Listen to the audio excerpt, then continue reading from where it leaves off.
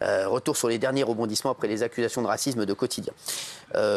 On n'est pas allé de la mort, ma morte sur le titre. Hein. L'émission doit-elle s'arrêter Dans la nuance. Alors, on le rappelle, l'émission a été accusée de racisme par les membres d'une chorale qui était invitée dans l'émission lundi dernier. Non, mais je vais vous dire, après enquête aujourd'hui, parce que j'ai eu tout le monde au téléphone, c'est un truc de fou ce qui s'est passé. Bah oui.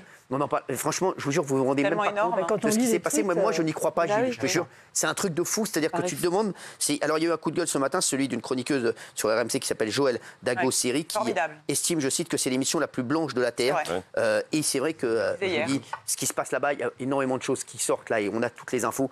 Et ce qu'on ne savait pas, c'est que le producteur de Quotidien a déjà été accusé de racisme et il a même été condamné. Exactement, pour racisme. Alors quand je vais vous lire le SMS qu'il a envoyé, le producteur de Quotidien, là je peux vous dire, c'est rideau. Je n'avais pas connaissance de ce SMS. C'est un truc de fou. Incroyable. On va en parler dans un instant. Mais pour le moment, regardez ce qu'a dit cette excellente chroniqueuse sur RMC. Il y a quand même des preuves de discrimination. Enfin, je ne sais pas comment ils ont fait, est-ce que c'est à l'aveugle?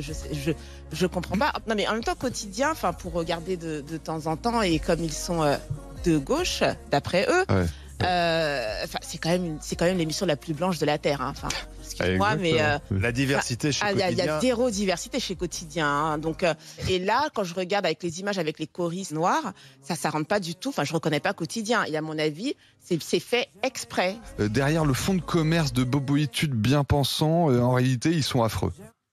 Je suis d'accord avec lui. Ils sont affreux. Et c'est vrai qu'ils sont affreux. Hein. Je vous dis, c'est ce que je disais hier avec beaucoup moins de talent que Joëlle Dago-Seri, c'est qu'effectivement, tu avais l'air surpris. Mais en fait, quand tu regardes Quotidien, le public, il n'y a aucune mixité. On le répète. Même les équipes. Hein. Les équipes, j'ai des gens qui étaient là-bas. Je t'explique. Voilà, c'est un truc de fou. Il faut avoir des Stan Smith, un pantalon slim et une petite cravate. C'est monocouleur et monostyle. Monocouleur, monostyle, sinon tu rentres pas. Mais bon, c'est incroyable parce qu'on va vous dévoiler ce soir. Quotidien, donc. On a parlé, donc on va rappeler ce qui s'est passé, Gilles, et on a de nouvelles infos qui sont incroyables. Absolument, il y a donc une prestation musicale de Pierre Garnier, le gagnant de la Starac, qui vient. Il est chez Sony, et Sony sait qu'il passe chez Quotidien. Il dit, pourquoi est-ce que vous ne viendriez pas avec 100 choristes? Donc les 100 choristes arrivent à l'émission. Les Noirs, on leur met des bracelets noirs, ça commence comme ça. Et puis ensuite, en attendant la prestation, les voilà dans une salle au sous-sol, sans nourriture. Vous pouvez manger un sandwich dans un escalier, sans toilette. Tous ensemble, que des Noirs. Après la prestation, les Noirs sont priés de s'asseoir sur les escaliers ou de dégager. Les Blancs restent. C'est de la discrimination pure et simple. Les choristes s'émeuvent. Pluie de tweets. Le racisme qu'on a subi, j'ai jamais vu ça de ma vie, une honte. J'étais choriste et la prod de l'émission de Quotidien, franchement non. Revoyez vos bonnes manières et la manière dont on traite les gens. 99% des Noirs ont eu des bracelets noirs. Ils étaient venus chanter avec l'artiste et ils les ont foutus dans une petite salle. Ils ont laissé la majorité des Blancs choristes sur le plateau. Incroyable, c'est incroyable. Incroyable. Non mais c'est fou parce que l'histoire est vraie. Hein. Ça y est, on a des infos. Alors après le bad buzz sur les réseaux, la production de Quotidien a flippé, a rapidement présenté ses excuses. C'est un immense malentendu, c'est ce qu'ils ont dit, etc. Et moi j'aimerais qu'on revienne. Juste Pierre Garnier, qui ne s'était pas exprimé depuis le début de la polémique, a publié une story sur son compte Insta dans laquelle il remercie la chorale sans faire d'allusion directe à la sauce dans laquelle se trouve Quotidien. Hein. Ça rejoint exactement ce que m'a dit encore aujourd'hui Sony Music, qui dit aujourd'hui encore, pas de commentaires, nous le ferons en temps et en heure, mais pas maintenant. Mais si c'est pas le temps et l'heure aujourd'hui pour Sony Music France de s'exprimer, c'est dingue. Donc en fait, il y a une chape de plomb. Pierre Garnier remercie la chorale pour pas faire de vagues, alors que c'est dommage que ses équipes ont aidé les choristes au début. Voilà, les choristes les ont remerciés. Aujourd'hui, chape de plomb, Quotidien s'excuse mollement, malentendu. Et puis, du côté des choristes, plus aucune choriste n'a le droit de s'exprimer puisque la chef des choristes est en lien direct avec Quotidien. Donc voilà, la loi du silence. Mais ça ne marche pas, ça. Alors, on parle souvent de Jeff Panaclock et de Jean-Marc. Hein.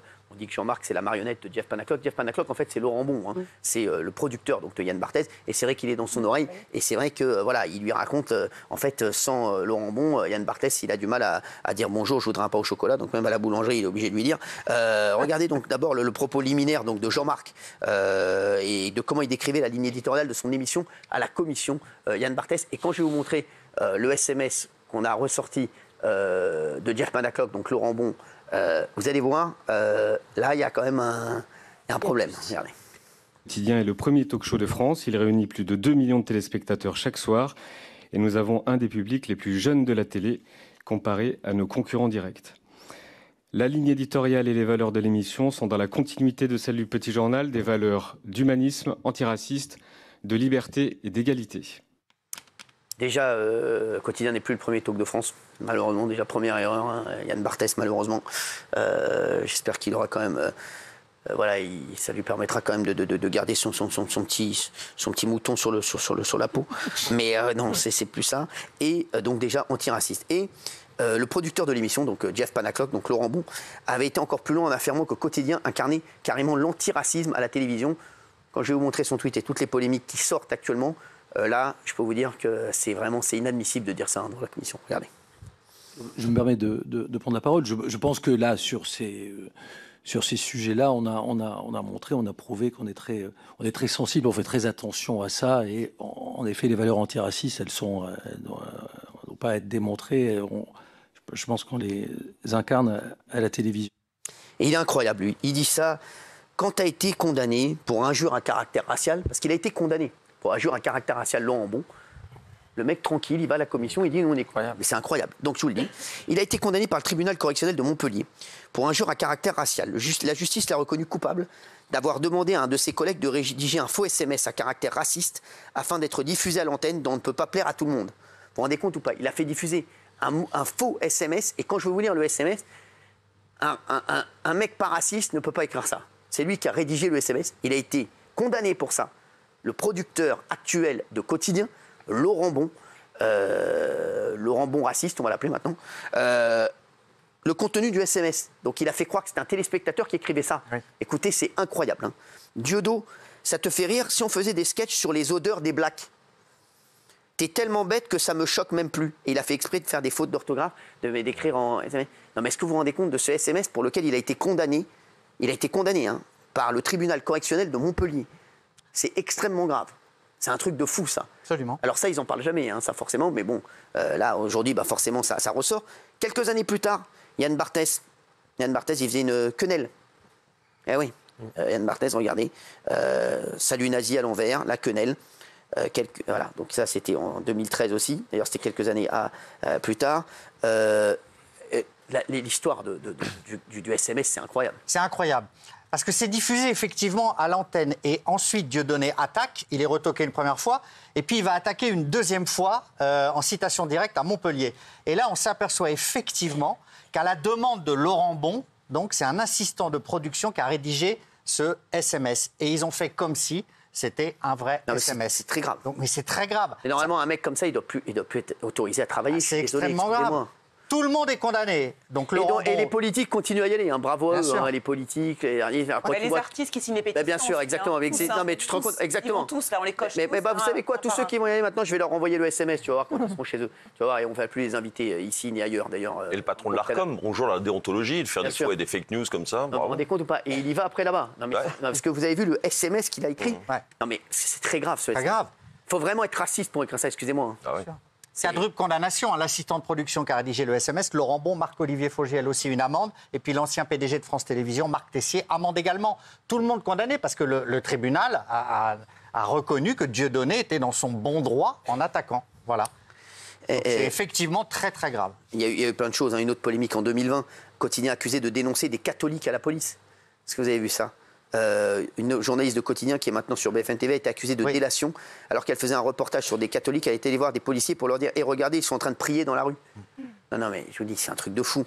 La réponse, c'était le sujet était très bien. Et je vais vous dire, vous savez quoi? On n'avait jamais eu la réponse. Pourquoi Yann Barthès, Quotidien, et son producteur, donc Jeff Panaclock et Jean-Marc, donc, ne recevaient jamais ni le RN. Et ils en faisaient des caisses. Quand t'en fais des caisses sur quelque chose, c'est que ça a toujours le cul sale. Bien sûr. Et en fait, ils savaient très bien, et ils savent très bien ce qu'ils font au quotidien, et ils savent très bien qu'ils avaient été accusés pour injure à caractère racial il y a quelques années. Donc, quand tu es comme ça, t'en fais des caisses, en fait. Et en fait, c'est là qu'on voit que t'es pas honnête. Et donc, ils refusent de recevoir le RN, mais ils font des tweets, des faux tweets comme ça. Non, mais franchement, là, c'est très, très grave. Et ce qui s'est passé avant-hier, ça prouve bien, c'est fou ce qui se passe, et ça prouve bien que c'est incroyable. Et le fait qu'il n'ait pas réagi hier dans l'émission, comme le disait Gauthier, je trouve en dit long sur qui ils sont et leur manière de réagir à ça. S'il y avait eu une autre polémique dans TPMP, on en aurait débriefé dès le lendemain dans l'émission. Eux, le fait qu'ils ne disent pas un mot montre qu'ils sont profondément mal à l'aise avec ça, qu'ils ne savent pas quoi dire, qu'ils n'assument pas ce qu'ils ont fait. Faites un truc pour désamorcer, expliquer, donner des éléments. Là, le silence, ça les tue complètement. Mais les deux termes, c'est malentendu ou dysfonctionnement. Non, mais c'est à communiquer, mais par absolument rien. Non, c'est juste racisme. Dans l'émission, c'est juste racisme. Non, mais c'est catastrophique. Et là, ceux qui ont déterré l'accusation du producteur de Quotidien, c'est très grave d'avoir fait ça. La condamnation. La condamnation, oui, exactement. C'est très grave, c'est très grave. Alors, il y a eu d'autres choses. Ils ont été accusés de se moquer du physique des interviewés, accusés de sexisme, à Yann Barthès-Pocket, le RN. Ils font pression sur les invités, avaient fait pression sur Pierre-Ambroise Boss, champion du 800 mètres, pour qu'ils ne viennent pas dans notre émission. Ils font pareil avec les autres invités. Absolument. Donc, le problème, c'est qu'on n'a pas besoin d'invités pour les battre en audience. C'était plusieurs fois les invités. Exactement, oui, mais ça, voilà. L'émission a été accusée de plagiat. Je vous rappelle aussi, c'est un truc de... En fait, ces gens-là prônent le vivre ensemble, mais c'est les plus intolérants du monde, quoi.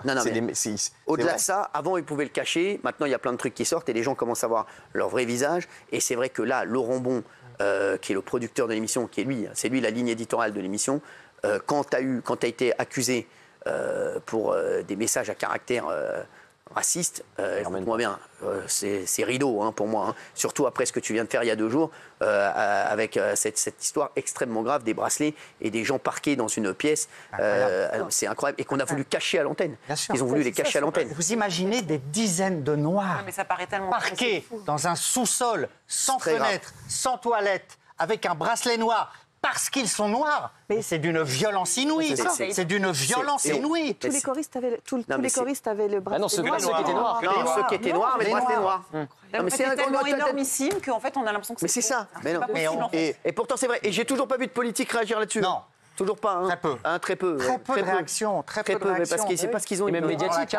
Médiatique. Une autre émission serait accusée de racisme. Mais eux, ils auraient fait en boucle. Ils seraient en boucle, Quotidien. En boucle.